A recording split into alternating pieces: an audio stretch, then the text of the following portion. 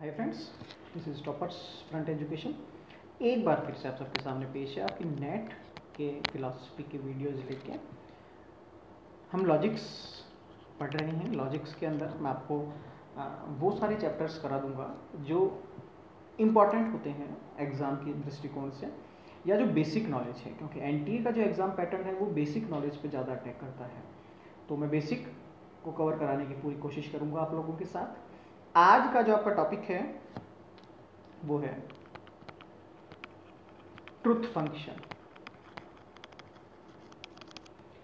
Truth function, इसको हम कहते हैं सत्यता फलन। सत्यता फलन, इसमें हम क्या करते हैं, सत्यता सारणी भी बनाते हैं। सारणी की मदद से हम चेक करते हैं कि आखिर इसमें जो संक्रिया हो रही है, जो रिएक्शन हो रहा है इस फंक्शन में, वो कैसा हो रहा है। अब फंक्शन देखिए, फंक्शन जैसा कि आपने मैथ्स में पढ़ा होगा, मैथ्स में फंक्शंस होते हैं, ऐसे फंक्शंस आपके लॉजिक्स में भी होते हैं। ठीक है, इसमें अब फर्क या आप कहें कि अंतर क्या है, तो कोई भी बहुत बड़ा फर्क नहीं है, दोनों फंक्शंस ही हैं। ठीक है, अब इसको जो है, जो प्रतीकात्मक तर्कशास्त्र है, 7 अलग अलग प्रकार के सत्यता फलन को मानता है और हमें ये सातों ही पढ़ने हैं। उद्देश्य कुछ नहीं है, उद्देश्य सिर्फ इतना सा है, ये फलन है, फंक्शंस है। फंक्शन का मतलब क्या हो गया, जैसे कि मैं आपसे जनरली एक चीज पूछता हूँ कि आपकी शादी का फंक्शन और आपकी बर्थडे का फंक्शन और आपकी रिंग सेरेमनी का फंक्शन और आपकी जो भी XYZ फंक्शन हो, क्या सारे फंक्शन एक जैसे होते हैं? आप कहेंगे नहीं, सारे फंक्शन तो अलग अलग होते हैं। मैं पूछूंगा कि अलग अलग क्यों होते हैं, तो आप कहेंगे कि जो कंडीशन है, फिर जो उस दिन स्पेशल डे है, उस डे के अकॉर्डिंग फंक्शन को ऑर्गेनाइज किया जाता है। उसी तरीके से अलग अलग फंक्शंस, मतलब अलग अलग कंडीशन में फंक्शंस भी अलग अलग रिएक्शंस करते हैं। तो ये सारे जो रिएक्शंस हैं कि कैसे वो रिएक्ट करेगा, ये चीज़ इंप्लाई कर दी उसके ऊपर, तो वो क्या कैसा हो जाएगा। ठीक है, तो वो बात है। जैसे कि मान लीजिए सब्जी में अगर मैं मिर्ची डालता हूँ तो एक अलग स्वाद आएगा, और नमक चीनी डाल दूंगा तो एक अलग स्वाद आएगा। उसी तरह फंक्शंस भी अलग अलग तरीके से एक्शन करते हैं, रिएक्शन करते हैं। तो 7 अलग अलग प्रकार के जो फंक्शंस को माना गया है, उनका बेसिक उद्देश्य या लक्ष्य जो है वो यही है कि कितने प्रकार से हम फंक्शंस को परिवर्तित होते हुए देखते हैं, इनकी संक्रियाएं किस प्रकार चलती है, अभिक्रियाएं, रिएक्शंस कैसे चलती है। दूसरी बात, अगर मैं आपसे शब्द में एक बात कहूं, जैसे कि मान लीजिए नॉर्मली मैंने आपसे एक बात कही कि मैं दिल्ली जाऊंगा, अब इसकी सत्यता आपको चेक करनी है। तो मैं दिल्ली जाऊंगा, ये भविष्य की बात है, ये सत्य ही हो आवश्यक नहीं है। 50% संभावना इसकी गलत होने की भी है, लेकिन 50% संभावना सही होने की भी है। तो यहाँ पर फिर सत्यता की जांच आप अलग अलग पैरामीटर्स से, अलग अलग पैमानों से करते हैं। तो 7 अलग अलग प्रकार के फंक्शंस माने गए हैं। पहले मैं एक एक का नाम बता देता हूं, उसके बाद हम सबको पढ़ेंगे। यहां से आपको बहुत प्रश्न आने की संभावना है। पहला है निषेधात्मक, इसको हम कहते हैं नेगेटिव ट्रुथ फंक्शन, इंग्लिश में भी आप देखते रहें। दूसरा है संयोजक, इसको हम कहते हैं कंजक्टिव।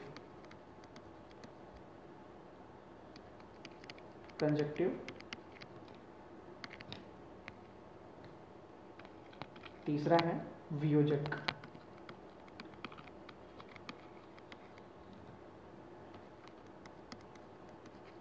डिसजंक्टिव। चौथा है विकल्प, मीन्स अल्टरनेट।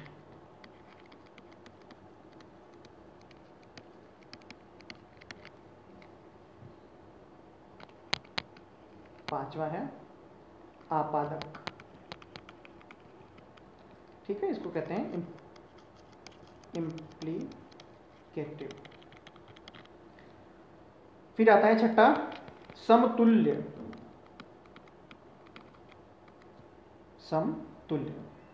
इक्विवेलेंट।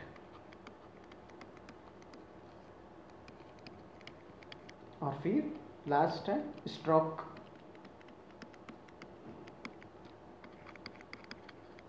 फंक्शन।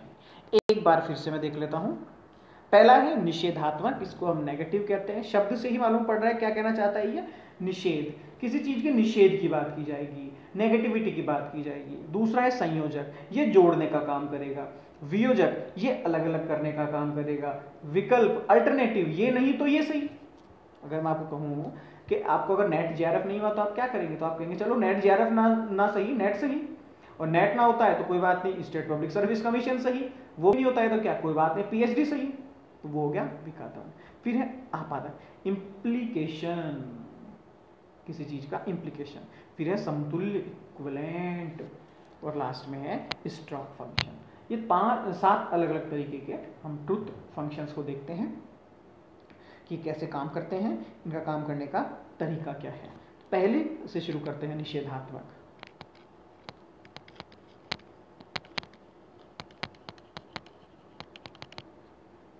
मुझे आप एक बात बताइए, जैसे कि मैं कहता हूं बेसिकली इसमें क्या होता है, फंक्शंस के अंदर हम small p, small q, r, s, t, what ever.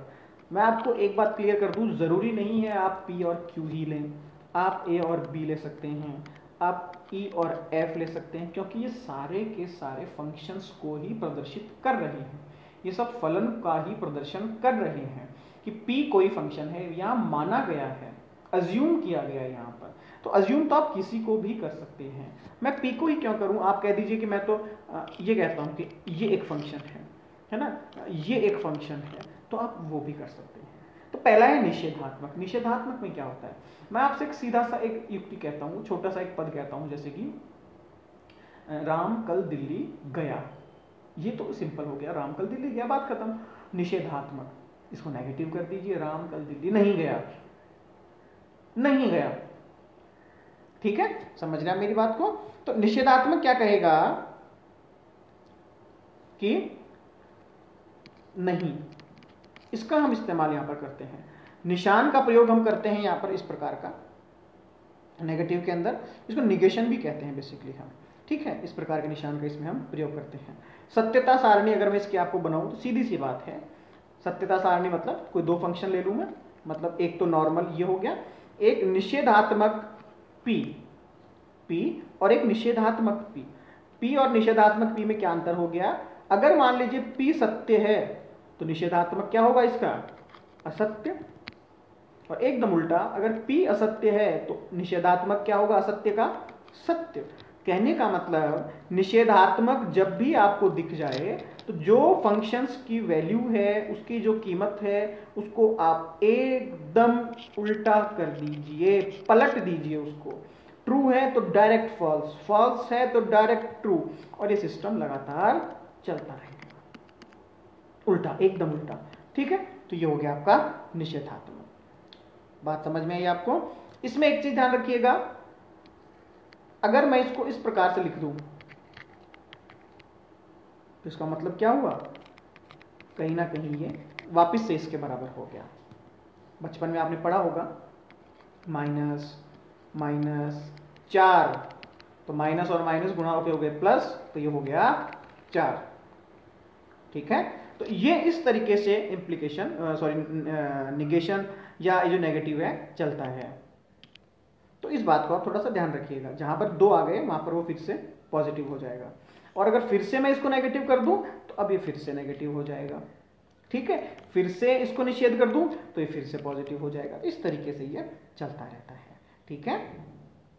हो गया आपका। तो आगे देखते हैं, दूसरा जो है ये आपका हो गया निषेधात्मक। अब हम बात करते हैं संयोजक की। दूसरा है आपका संयोजक।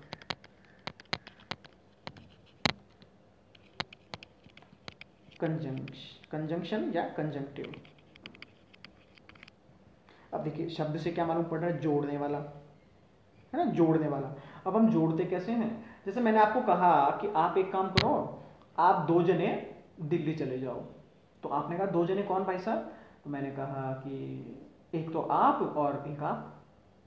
मैंने क्या कहा बीच में, और, एक शब्द का यूज किया मैंने, और।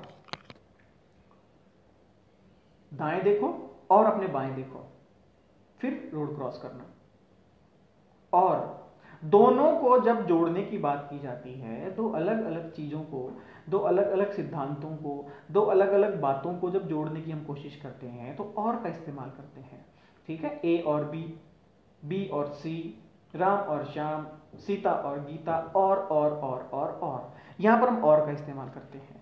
ठीक है, तो इसके लिए हम एक निशान जो है या जो इसके लिए चिन्ह है तो हम इस्तेमाल करते हैं डॉट, इस प्रकार से। ठीक है, और कहते हैं इसको, डॉट नॉर्मल है ये।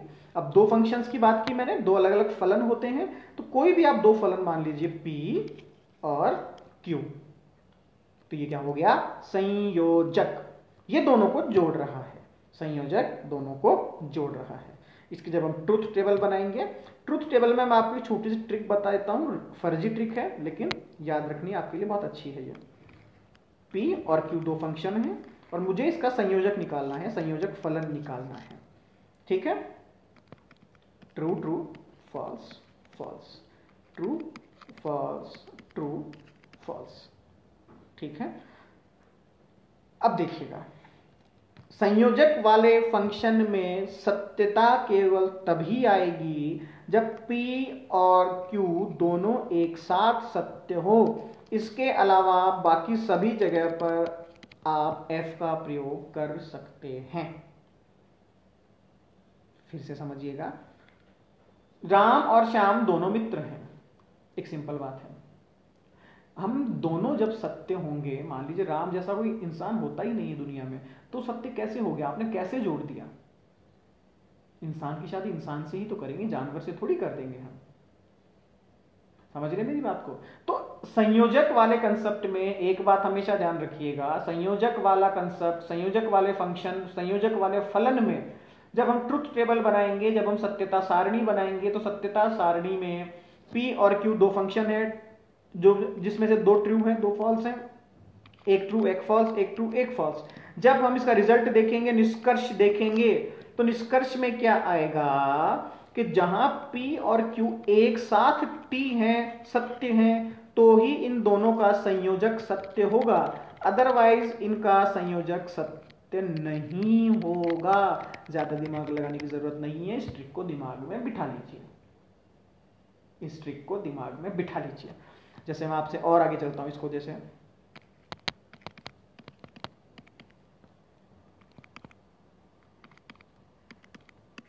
अब मैं आपसे पूछता हूं, बताइए इसमें क्या आएगा, तो आप आंख बंद करके कह सकते हैं, अच्छा एफ टी, ये तो एफ आएगा, संयोजक ही तो है, टी टी, अच्छा दोनों टी है, ये लो, ये वापस से फॉल्स आ गया, अरे ये लो फॉल्स है तो ये फॉल्स है, अच्छा दोनों फिर से टी आ गए, ये लो फिर से टी हो गया।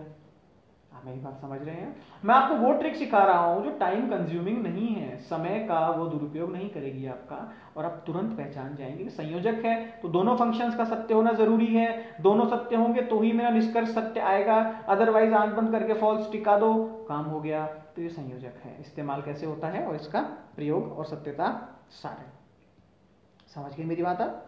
ये है, जैसे कि मैं कहूँ कि इसके बहुत सारे आप एग्जाम्पल देख सकते हैं, जैसे कि फॉल्स कैसे होता है, ट्रू कैसे होता है, तो इतना डीप में आप मेरे हिसाब से मत जाइए, मैंने आपको जो तरीके बता रहा हूँ आप उन तरीकों को समझते चलिए बस। ठीक है, तीसरा देखते हैं हम,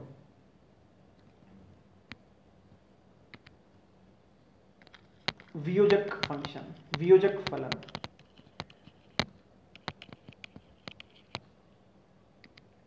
आप यहां पर यह मत सोचिएगा कि ये दोनों फॉल्स हैं तो निष्कर्ष फॉल्स कैसे आएगा, दोनों गलत हैं तो निष्कर्ष गलत कैसे आएगा। जैसे कि मैं आपको कहता हूं कि आप ये मान के चलिए कि सभी द्रव्य द्रव्य जो है ठंडे होते हैं, तो आग भी तो एक द्रव्य है ना, आप ये तो मानते हैं, तो मैं क्या कहूंगा कि द्रव्य और आग ठंडे हैं, मैंने जोड़ा है ना, द्रव्य और आग ठंडे हैं, तो आग और द्रव्य का कोई संबंध नहीं है, दोनों गलत है, या तो दोनों जुगाड़ गलत हो गया है, तो आधार वाक्य मेरे गलत हो गए, तो यहां पर मेरे फॉल्स का इस्तेमाल करना पड़ेगा। ये आधार वाक्य है, ये निष्कर्ष वाक्य है। ठीक है, इस तरीके से आगे देखते हैं हम। तीसरा है आपका वियोजक फलन। अब वियोजक फलन क्या कहता है, इसमें अब सीधी सी बात है, वियोजन करना मतलब अलग अलग कर देना। अलग अलग कर देना मतलब क्या, अभी तो हमने क्या पढ़ा था कि भैया राम और श्याम दिल्ली जाएंगे, अब मुझे इनको अलग अलग करना है कि या तो राम दिल्ली जाएगा या श्याम दिल्ली जाएगा। इसका मतलब क्या हुआ, अब एक ही चीज दिल्ली जा सकती है, दोनों नहीं जाएंगे। इसको मैंने कर दिया वियोजन। V शब्द पकड़िए V, तो इसका निशान बनता है V। कैसा निशान बनता है इसमें? V।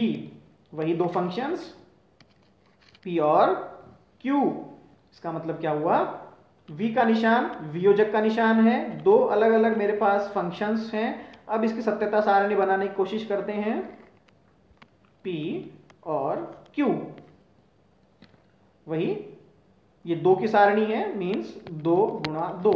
अगर 3 होते 3 गुणा 3, 4 की होती 4 गुणा 4।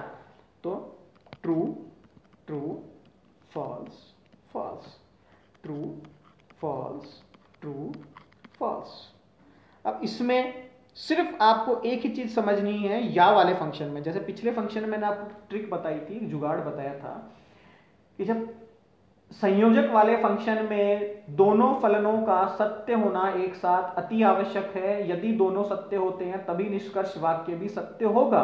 उसी तरह से वियोजक में सिर्फ आप एक चीज ध्यान रखिएगा, वियोजक फंक्शन में अगर दोनों एक साथ गलत हो जाते हैं तो ही निष्कर्ष वाक्य गलत होगा, वरना सभी जगह पर वो सत्य होगा। फिर से बोलता हूं एक बार, वियोजक फंक्शन के अंदर, वियोजन फलन के अंदर दोनों आधार वाक्य या दोनों फलन एक साथ गलत हो जाते हैं तो निष्कर्ष वाक्य या उनका वियोजन फंक्शन, वियोजन फलन भी असत्य होगा। अदरवाइज इसके अलावा हर जगह पर वो सत्य ही होगा, चाहे एक सत्य हो चाहे एक असत्य हो। इसका मतलब क्या हुआ कि वियोजन फंक्शन को, वियोजन फलन को सत्य होने के लिए आवश्यक शर्त यही है कि यहां पर एक फंक्शन को सत्य होना आवश्यक है। एक फलन हमेशा सत्य होगा, तभी कहीं जाके इसका वियोजन भी सत्य होगा, वरना वियोजन असत्य हो जाएगा। फॉर एग्जाम्पल ये देखिए, समझ रहे हैं मेरी बात को? मैं क्या कहना चाह रहा हूं, ये हो गया आपका वियोजन फंक्शन या वियोजन फलन। ठीक है, आगे देखते हैं अगला। फिर आपका विकल्प विकल्प फलन। विकल्प में मतलब क्या होगा? विकल्प का मतलब क्या हो गया? या इसमें तो हमने क्या किया था अभी, ठीक है, वियोजन में हमने क्या किया था? देखिए, वियोजन में और विकल्प में थोड़ा आप कंफ्यूज मत होइएगा। वियोजन में हमने क्या किया था कि या तो ये या ये। अब विकल्प में हम क्या करेंगे, ये नहीं तो ये सही। उसमें तो हमने कंडीशन ये लगा रखी थी कि भैया या तो राम दिल्ली जाएगा या श्याम दिल्ली जाएगा। अब इसमें हम क्या कर देंगे कि यदि राम दिल्ली नहीं गया तो श्याम चला जाएगा। समझ रहे हैं? तो ये विकल्प। अब वियोजन में हमने क्या किया था, वियोजन में मैंने आपको बताया था वियोजन में होता है वी। अब विकल्प में एकदम उसको आप उल्टा कर दीजिए तो ये हो गया आपका विकल्प। तो विकल्प दो अलग अलग फलनों का, कौन से दो फलन, Q और P, सत्यता सारणी का निर्माण करते हैं। यहां पर true true false false, true false true false. सिर्फ यहां पर आपको एक बात ध्यान रखनी है कि हमारा फलन कब सत्य होगा और कब असत्य होगा। तो यह ध्यान रखिएगा इसमें कि एक फलन सत्य और दूसरा असत्य, ऐसी परिस्थिति अगर पैदा हुई तभी विकल्प सत्य होगा, वरना विकल्प असत्य हो जाएगा। मतलब विकल्प का मतलब क्या होता है, देखिएगा, मैंने आपको कहा कि भैया एक काम करो, दुकान पे जाओ और मेरे लिए कोको कोला की बोतल लेके आओ। आप गए दुकान पे कोको कोला की बोतल लेने, तो कोको कोला की बोतल तो आपको मिली नहीं, तो आपने क्या कहा कि वैसा मुझे कोको कोला नहीं मिली, मैं पेप्सी लेके आ गया। बात सही है, कोको कोला नहीं थी तो अब विकल्प के तौर पर आपने पेप्सी को चुना। अब अगर दुकान पर कोको कोला भी है, पेप्सी भी है, तो अब आप विकल्प कैसे यूज करेंगे? विकल्प का तो वहां इस्तेमाल होगा ही नहीं। कोको कोला के लिए बोला है, आपने उठाए और लिया है, इसलिए कोको कोला भी है पेप्सी भी है, तो ये गलत हो जाएगा। यहां विकल्प का इस्तेमाल हम नहीं करेंगे। कोको कोला भी नहीं है, पेप्सी भी नहीं है, ये दुकान है या क्या है, गलत हो गया। विकल्प का इस्तेमाल हम यहां भी नहीं करेंगे। अब थोड़ा सा रिवीजन कीजिए। संयोजक में मैंने क्या कहा था आपको जोड़ने के लिए क्या करेंगे, संयोजक के लिए मैंने आपको एक शर्त बताई थी, अभी दिमाग लगाइए, संयोजक के लिए मैंने आपको अभी एक शर्त बताई थी कि संयोजक जब भी आप निकालेंगे, संयोजक कब सत्य होगा और कब असत्य होगा। संयोजक तभी सत्य होगा जब दोनों सत्य होंगे। और वियोजक का मैंने क्या बताया था आपको, थोड़ा सा दिमाग लगाइए। वियोजक का मैंने कहा था कि जब दोनों असत्य होंगे तो वो असत्य हो जाएगा। अब तीसरा हम पढ़ रहे हैं विकल्प। विकल्प कह रहा है कि एक सही होना, मतलब एक सत्य होना और एक असत्य होना विकल्प के लिए आवश्यक शर्त है। अगर ऐसा नहीं होगा तो ये फंक्शन असत्य हो जाएगा। एक काम करते हैं, हम दोनों में तुलना कर लेते हैं, दोनों की तुलना कर लेते हैं ताकि आपका डाउट क्लियर हो जाए। पहले हम वियोजक, वियोजक के लिए निशान कौन सा आएगा, वी, और विकल्प के लिए कौन सा आएगा,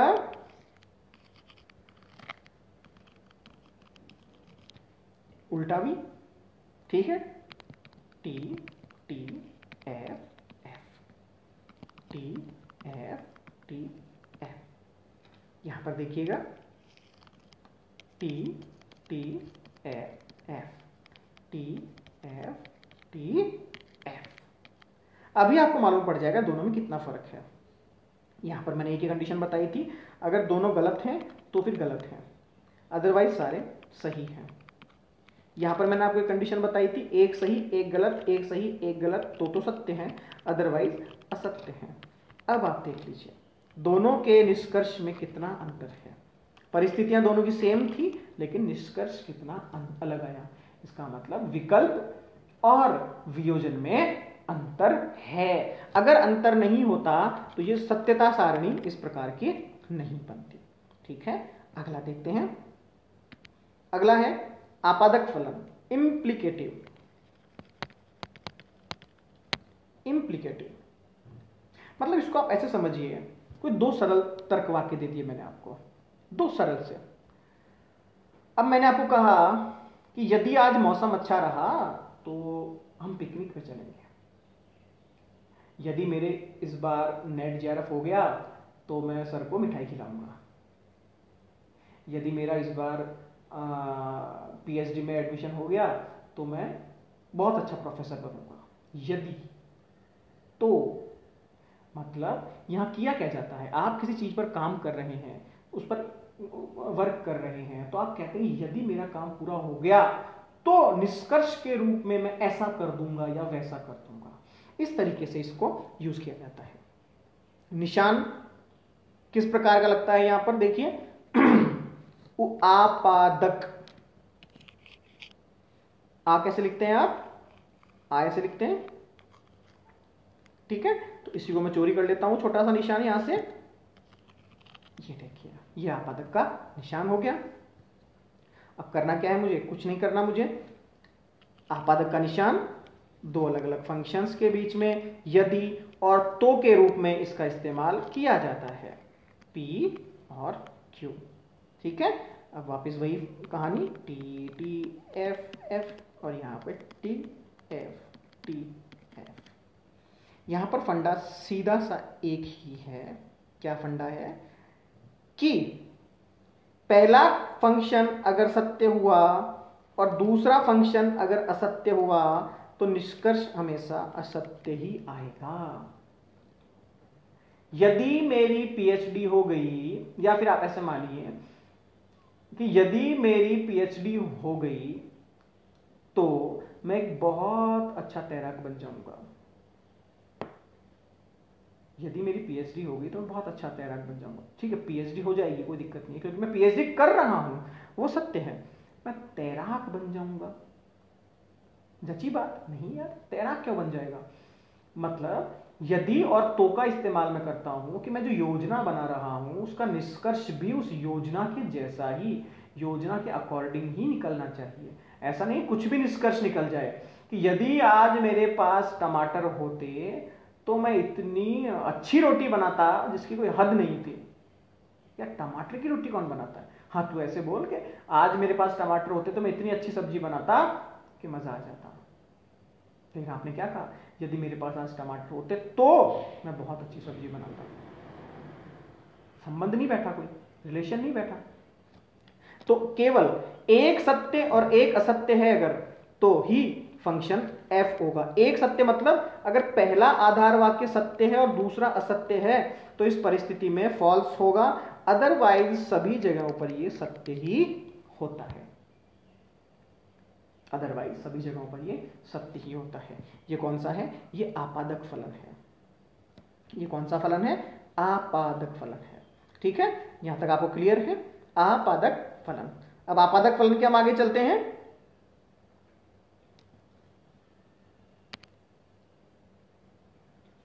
समतुल्य फलन। समतुल्य, समतुल्य मतलब समतुल्य। भाई समतुल्य का मतलब क्या होता है कि यार आप तो ज्ञान के अंतर्गत तो मुझे यार एल्बर्ट आइंस्टीन जैसे लग रहे हो। मैंने तुलना कर दी, आप आइंस्टीन तो नहीं हो लेकिन मैंने तुलना करी है। यार वैसे ही लग रहे हो, वैसे ही आपके लक्षण हैं, वैसे ही आपके जो एक्टिविटीज है, तो मुझे आपको वैसे ही लगा, तो तुलना की है मैंने यहाँ पर। तो वहां पर हम समतुल्य, समतुल्य में हम करते क्या है? 1 2 3 इस तरह से निशान का यूज कर सकते हैं। कई लोग इसको इस तरीके से भी इस्तेमाल करते हैं, इसका निशान का। तो आप जो जैसा आपको उचित लगे वैसा आप कर सकते हैं। इसका अगर मैं बनाऊं ट्रुथ टेबल, P और Q के अंतर्गत Q P, वही कहानी TTFF, यहां से TFTF। अब क्या गणित निकालें इसकी कि समतुल्यता केवल तभी सत्य होगी जब दोनों फंक्शन एक साथ या तो सत्य हो या एक साथ असत्य हो, तभी वो सत्य होगा। T T और बीच में आंख बंद करके F।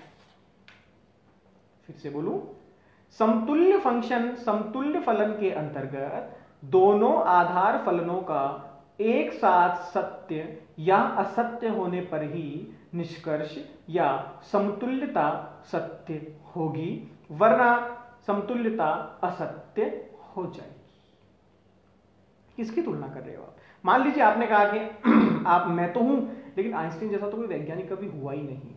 जैसे मैं आपको कहूं कि भाई साहब यार आप शक्ल के अंदर मुझे एकदम पोरीबंदर जैसे लग रहे हो।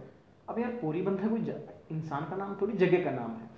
और पोरीबंदर इंसान से तुलना, ये क्या क्या मजाक है ये? तो ये गलत हो गया। हाँ, या तो दोनों ही गलत हो, या तो दोनों ही गलत हो तो वो सही है। तुलना मैंने सही किया क्योंकि दोनों का अस्तित्व ही नहीं है, तो वो गलत, तो वो ठीक है, वरना गलत है। ये हो गया समतुल्य का फंक्शन। अब हम देखते हैं कि लास्ट समतुल्य के बाद तो अगला है आपका स्ट्रोक फंक्शन। ये लास्ट है, स्ट्रोक फलन। देखिए बहुत सारे निशान हमने देखे, एक ये देख लिया, ठीक है। इसके बाद हम गए तो मैंने कहा कि वियोजन भी मैंने देख लिया, ठीक है। ऐसे बहुत सारे निशान अभी हम देखते हुए चल रहे हैं पीछे। तो कंसेप्ट यहाँ पर ये है कि जो निषेधात्मक फंक्शन था हमारा, इस निषेधात्मक फंक्शन को वास्तव में बहुत ज़्यादा किसी ने परिभाषित नहीं किया था। बहुत ज़्यादा कभी परिभाषित इसको नहीं किया गया था। तो इस एक निषेधात्मक फंक्शन को परिभाषित करने के लिए 1913 के अंदर एक तर्कशास्त्री थे शेफर, उन्होंने एक नया फंडा निकाला और इन्होंने कहा कि इसको मैं स्ट्रोक फलन के तौर पर परिभाषित करना चाहता हूँ। और कहीं ना कहीं उन्होंने कुछ ऐसा इसका निशान दिया एक, ठीक है। और उन्होंने किस प्रकार से इसको कहा कि निषेधात्मक तो है ही है, निषेधात्मकता तो इसमें है। तो निषेधात्मकता को, स्ट्रोक फंक्शन को इन्होंने कैसे साबित किया, कैसे ट्रुथ टेबल बनाई इसकी,